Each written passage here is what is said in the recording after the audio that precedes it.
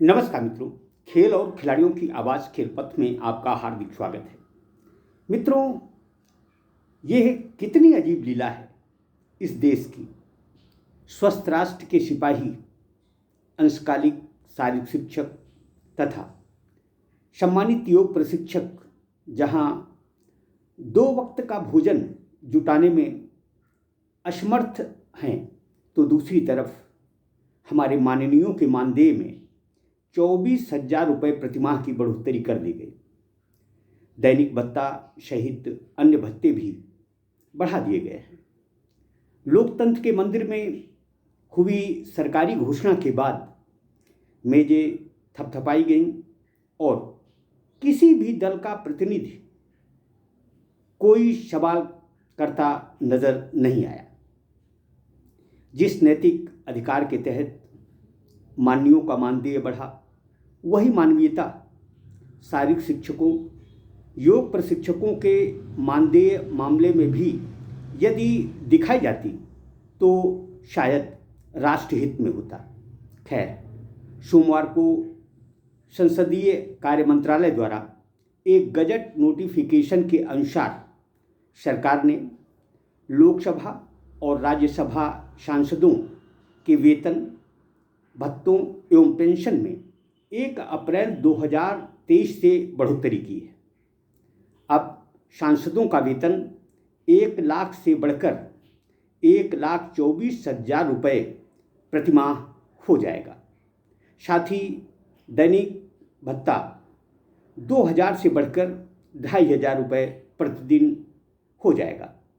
वहीं पूर्व सांसदों की पेंशन भी 25,000 से बढ़ाकर 31,000 रुपये प्रतिमाह कर दी गई है। इसके साथ ही 5 साल से अधिक की सेवा के लिए सांसदों की अतिरिक्त पेंशन 2,000 से बढ़कर 2,500 रुपये हो जाएगी। उल्लेखनीय है कि इससे पहले सांसदों के वेतन व भत्तों में बदलाव अप्रैल 2018 में किया गया था। तर्क दिया जा रहा है कि माननीयों के वेतन में वृद्धि महंगाई और जीवन यापन की बढ़ती लागत के मद्देनजर की गई है। उल्लेखनीय है कि वर्ष 2018 के परिवर्तन के अनुसार सांसदों को अपने क्षेत्र में ऑफिस चलाने और लोगों से मिलने जुलने हेतु 70,000 रुपये का भत्ता भी मिलता है। इसके अतिरिक्त उन्हें कार्यालय के व्यय हेतु 60,000 रुपये महीना और संसद सत्र के दौरान हर दिन 2,000 रुपये का भत्ता भी मिलता है। कहा जा रहा है कि अब इन भत्तों में भी बढ़ोतरी होगी।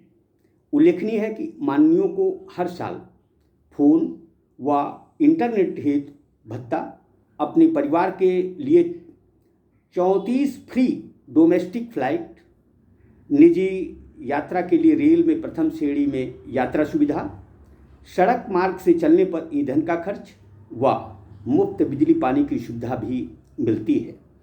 इसके अलावा सरकारी व निजी अस्पतालों में मुफ्त चिकित्सा सुविधा भी उपलब्ध कराई जाती है। यदि किसी रोग का भारत में पर्याप्त इलाज संभव न हो तो सरकार विशेष स्थिति में विदेश में उपचार के खर्च की अनुमति दे सकती है। साथ ही सरकारी आवास की सुविधा, और यदि आवास न ले तो घर का भत्ता माननीयों को मिलता है। वही सरकार की दलील है कि वेतन भत्तों में यह 24% की वृद्धि लागत मुद्रास्फीति सूचकांक के आधार पर की गई है। दरअसल सरकार ने अपने पिछले कार्यकाल में सांसदों के वेतन और भत्तों की हर 5 साल में समीक्षा करने का जो नियम बनाया था, उसका निर्धारण समय की महंगाई दर के आधार पर किया जाना था। निसंदेह लोकतंत्र के नीति नियंताओं का जीवन विशिष्ट सुविधाओं का आकांक्षी होता है। वहीं सुख सुविधाओं में वृद्धि तार्किकता की मांग करती है। यह नैसर्गिक न्याय ही होगा यदि राजा और प्रजा के जीवन में समृद्धि की बयार समान रूप से बहे, इसमें अधिक अंतर भी न हो। किसी भी लोकतांत्रिक समाज में जनता का, जनता द्वारा और जनता के लिए के नारे का यथार्थ में फलीभूत होना भी जरूरी है। अभिजात्य संस्कृति की तार्किकता लोकतंत्र की कसौटी पर खरी नहीं उतरती।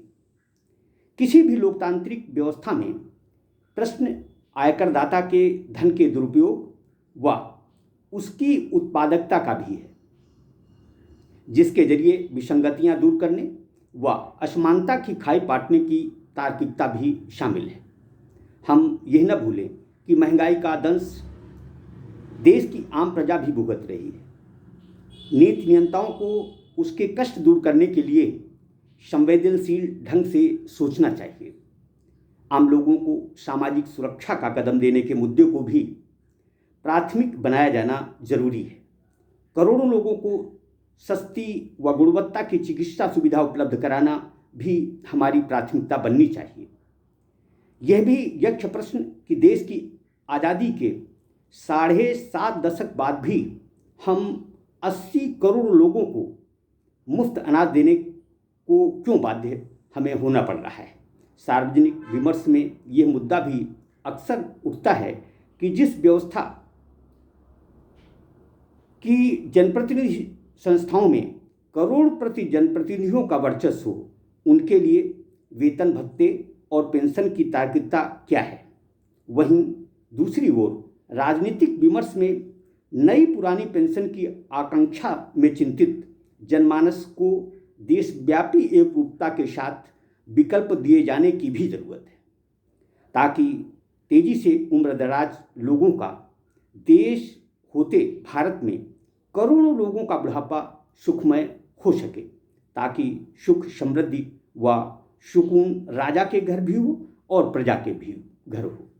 दरअसल हमारे माननीयों को, राज्य सरकारों को उन कर्मठ कर्मचारियों की सुध लेनी चाहिए जो कि पढ़े लिखे डिग्री डिप्लोमाधारी होने के बावजूद आज उस दौर से गुजर रहे हैं जहां से कोई पढ़ा लिखा नौजवान नहीं गुजरना चाहेगा। हमारी सरकारें उन लाखों सहायक शिक्षकों, योग प्रशिक्षकों, खेल प्रशिक्षकों के भविष्य के लिए क्या उसी तरह चिंतित हो सकती हैं जिस तरह से वह स्वयं अपने लिए होती हैं, बगैर किसी चर्चा के। उनकी जहां दैनिक स्थितियों पर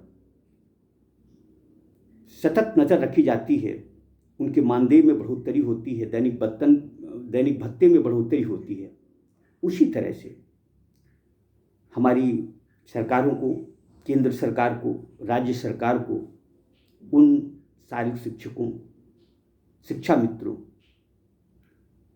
खेल प्रशिक्षकों, सम्मानित योग प्रशिक्षकों का भी ध्यान रखना चाहिए, जो कि 7-8 हज़ार रुपये मासिक मानदेय में बमुश्किल 2 वक्त का भोजन कर पाते हैं। जय हिंद, जय भारत।